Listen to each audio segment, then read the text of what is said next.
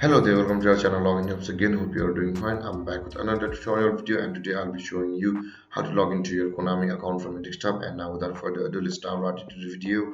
But before that, don't forget to like, subscribe and hit that bell icon for more videos. Okay, first on your computer, open up your preferred browser as I have already opened mine, which is the Google Chrome, and on the search bar click there and type in my.konami .net like this, or you can just simply search for Konami login in Google and you will both get the same idea or the same website, which are both literally the both.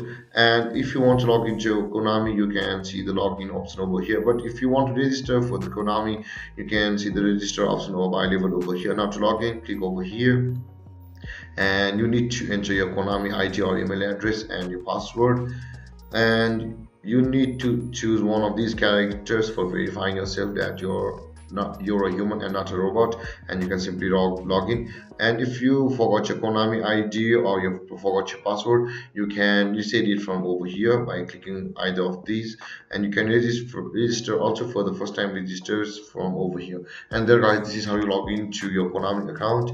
And if you have any confusions or questions regarding the topic, don't hesitate to comment in the comment section below, and don't forget to like, subscribe and hit that bell icon for more videos.